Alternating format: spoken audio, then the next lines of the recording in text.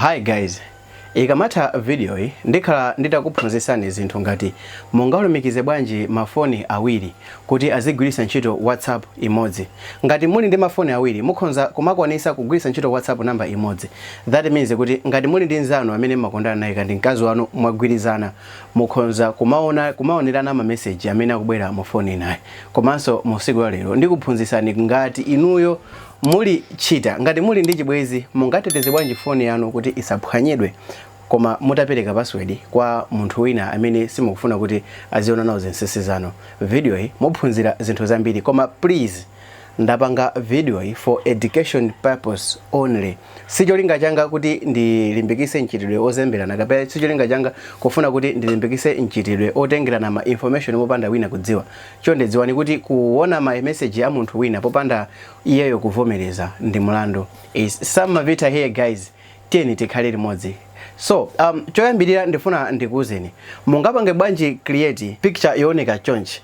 Sinthawi zonse zimene mukuyeneka kukakamizika kujambula ka mtengo chifukwa kuti simukufuna kuyika profile picture yanu nkhope yanu simukufuna kuti ioneke kuyika jambula ka mtengo kaya tomato kaya chani. No, mukhonza kuchita create avatar. Munjira imene mungachitire create imeneyo bwerani pamene palembedwa mawu kuti avatar, chitani create avatar. Ngati mufuna kupanga create manually chitani select skin tone imene mukufuna kenako muchita next. Pamene mwapanga next mukhonza kusankha hair style imene mukufuna kuti no ikhale hair style yake chitani next.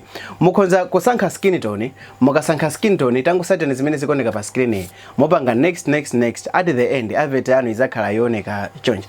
Sinthawi ina yonse imene mukuyeneka kukakamizika kuyika profile picture yanu. Funso lina ndikumati mungachite bwanji send VN koma isakhale voice note koma ikhale video note. Okay, ngati mukufuna kuchita select pamene pali ka microphone icon pamene machita press kuchita mwamba kena kuti mwambe kupanga record pamene paja mungochitapo tap kamodzi pabwera ka video. Mukabwera ka video kamene kaja chitani select ngati mene mapangira voice note moyamba kuzijambula no kamene. Funso lina limakhala kuti mungateteze bwanji phone yanu makamaka chat makamaka ku WhatsApp. Okay, kuchita izizi ndi so simple. Aliyense mu phone yanu akhonza kukhala ndi pini yake. Ndicho linga chokuti ngati mwampasa munthu pini na mwina yochitira access chat cha munthu wina isakhale so iyeyo chisakhale so like added advantage kuti akhonza kuchita open chat cha wina aliyense.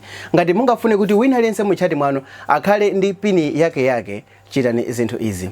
Pitani ku contact imene mukufunayo ya munthu mmodzi, contact yake imene mukufunayo. Pitani pa dot tatu imene tili pa konato. Chitani scroll ndipo mpeze pamene palembedwa mawu kuti lock conversation. Sankhani loko wako mtima kwanu amene mukufuna kutero. Pitani ngati muli pa messenger pitani pa contact chat ndipo musatire ma settings amene ndangomaliza kamene kufotokozawa. Nthawi zambiri timandira notification. Yeah, notification yake imamveka ngati choncho. Nthawi zambiri sitimaziwa kuti amene watitumizira message ndi ndani. Koma ziwani kuti pali njira yophweka kwambiri kuti muziziwa notification imene ndalandira watumiza message ndi wakuti. Notification imene ndalandira watumiza message ndi wakuti. Ngakhale simunagwire phone yanu kuti muone kuti watumiza message ndi ndani. Kupanga zinthu zoterozo pitani pa contact imene mukufuna kuti ikhale ndi tone yake. Pitani pa contact imeneyo. Pitani pa dot titatu timene tili pakona hapo. Pitani pamene palembedwa mawu kuti custom notification ndipo chitani check ka box kamene kali pakona hapo. Pitani pa notification tone ndipo muchoose notification imene mukufuna. Ndizotheka kukhala ndi notification ngati iyi komanso ngati iyi. Ina iliyonse cholinga chokuti muziziwa kuti notification imene ndalandira message yake imene wanditumizira ndi munthu wakuti. Zizakuthandizani kwambiri kuti musamangotulusa phone yanu chifukwa chokuti mwina patumiza message pa group maganiza ngati akutumizirani ndi amuna anu kapena akazi anu kapena abwana anu. Funso lina limene ndimakhala ndikukumana nalo ndilakuti Sam ndikakhala kuti ndili kuntchito kapena ndikakhala kuti wina ako wandi pasa hotspot kapena ndikakhala kuti ndagula data mangobwera ma message amangozichita kukhamene download ndingachite bwanji stop njira zotero. Kupanga kwake ndikosavuta. Pitani pa dot titatu tili ku WhatsApp.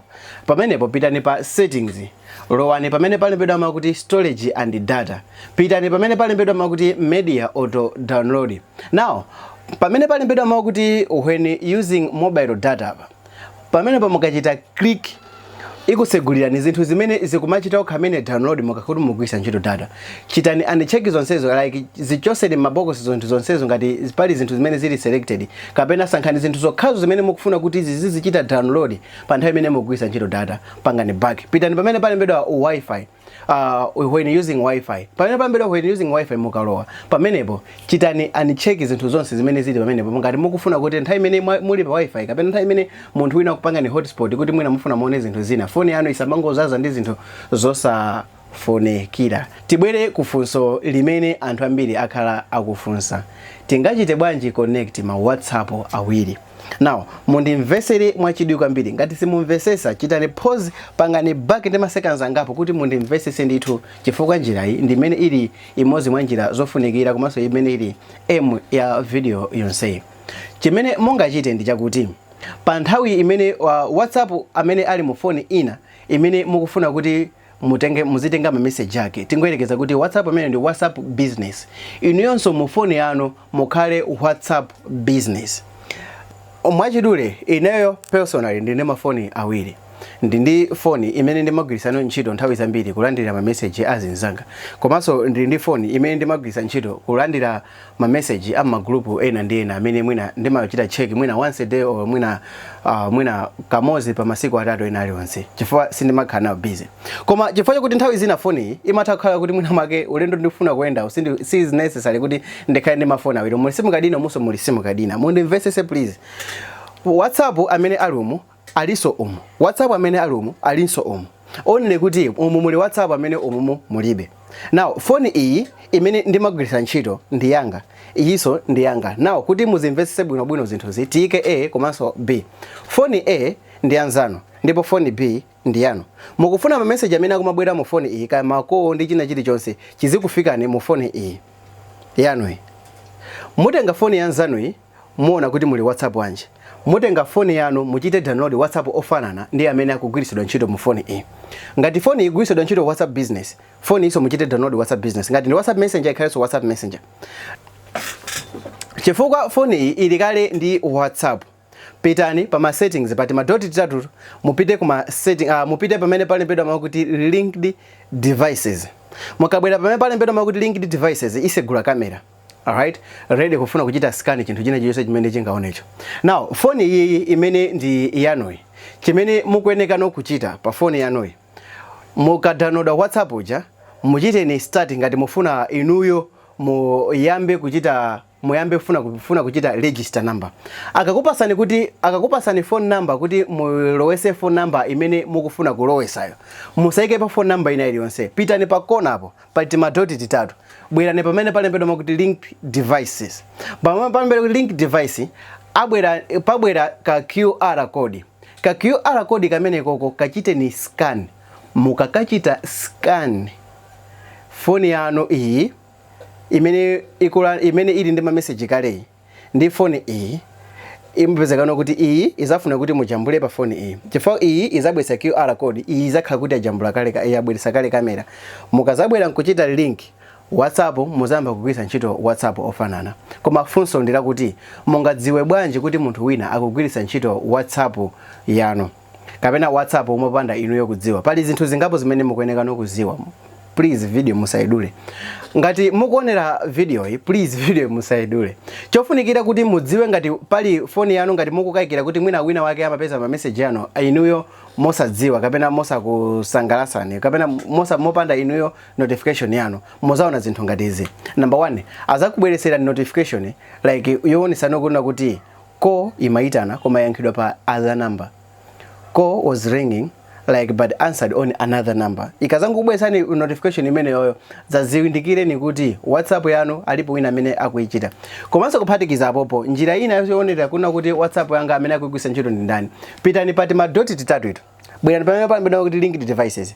Muone pamwamba pamene pali ma list ya ma devices amene ali linked. Ngati akulemba kuti 0 device connected ndiye kuti phone yanu ili bwino pali balance amene akuona ma messages anu. Koma ngati muzaonepo pali 1 device out of 4 kapena pansipo so nkuzabwera so dzina la device 0. Chitani click device imene ndipo ichite ni remove immediately munthu ino achitidwa log out. Koma chinthu chofunikira kuchita zinthu zonsezi guys ndicholankhula kuna kuti mukhale ndi second step verification. Ndinapangapo video imeneyo kadi yake ndisiya kusogoloko kuti muchite click mukaonere kuti mungapange bwanji second step verification kuti wina aliyense amene afuna kugwiritsa ntchito WhatsApp ano azilowesa pin ya manamba 6 imene inuyo nokha ndamene mungachite set. Basi ndi njira yokhayo imodzi imene ili yodalirika. Komano ngati inuyo ndi cheater amene muli ndi chibwenzi sitingana guys tisaname, anthu ambiri ali ndi zibwenzi ngakhale pabanja, anthu ambiri ali ndi zibwenzi ngakhale sali ndi zibwenzi zina, anthu ambiri ali ndi zibwenzi zina ngakhale ali single. Anyway, yeah, komano funso ndila kuti mungateteze bwanji phone yanu 90% chances kuti WhatsApp yanu isazaonongedwe kapena phone yanu isazasodwe gas. Chitani zinthu ngati izi. Chitani download app e. Ikhale exactly ndi dzina lake lomwe ngati mene lili app e. Now, ichiteni open. Pangani agree and continue. Ikani ma numbers 6 amene mukufuna kuti ikhale pin ndipo abwerezeni. Sankhani ma app amene mukufuna kuwachita hide. Komano muzindikire kuti amachita clone. Now, dikirani kai. Tisanapitirire. Mukhale ndi simu kadi ina imene palibe amene aziziwa koma inuyo nokha basi. Mundimvesese. Palibe amene aziziwa koma inuyo nokha. Ndikuti imene ikhale kuti muzipangira zanu zakusaweruzikazo. Now, tibwerereso pa nkhani imene mafotokoza ija. Vomerezani pa input. Now, muchita import ma app amene mukufuna kuchita zinthu zonse zija. Now, muchita install WhatsApp ngati imene mapangira kugwiritsa ntchito phone number imene palibe alisa kuidziwa ija. Imeneyo ndi imene mungawapase anthu ena amene mukupanga nazo zakusaweruzika ija. Now, chinthu chofunikira kwambiri, pitani app. Pamenepo ndi pa ma settings. Pamene pali pa ma settings pa allow screen to capture. Pamene kuti allow screen to capture pakhale off. Mundimvesese. Kenako pa notification pa sankhani none kuti musamayandire notification kapena musamayandire call pa nthawi imene munthu akukuyimbirani kapena kukupasani notification kapena kulembani message ku app imene yeye. Mukhonza kuchongera apa pamene pa apa mupachongere ndicho linga chakuti every time, for example, mugwisa ntchito phone yanu chonchi, mugwisa ntchito phone yanu pamene mwangoyika phone yanu down like this, app imene izikhala yasowa yachokapo, no trace. Kubwera ngakhale pa home or pa recent apps sipamaonekanso kuti munthu magwisa ntchito app manager. Ndi app yothandiza kwambiri. Koma funso ndikumati mungadziwe bwanji ngati mufoni ya okondedwa wanu akuchita cheat. Mwaona app ayilemba kuti calculator. Muzaona mufoni ya okondedwa wanu muli ma calculator awiri. Zadziwani kuti calculator inayo ndi chinthu chimene chikhonza kuzaononga banja lanu kapena kuzaononga ubwenzi wanu. Dzina langa ndine Samavita. Please guys, note sinapange video hii ndicho linga chofuna kulimbikitsa uhule kapena nchitidwe wakusaweruzika mabanja kapena muzibwezi. Koma tendi sitingathawe chilungamo kuti mafoni ambiri akuphwanyidwa each and every day chifukwa cha ma messages zoterezi. Ndapanga video hii ndicho linga chokuti mwina mwake still more ndikukhala kunditi ma days tingapo tosangala mabanja. Koma ndafotokoza paja za second step verification. Video yake ndi dzina langa ndine Samavita guys. Mafunso anu amene mungandifunse ma video ma comments ndikhonza kumago yankhani each and every time guys, you are welcome. Samavita guys, please ngati mwayikonda video ichi tani subscribe.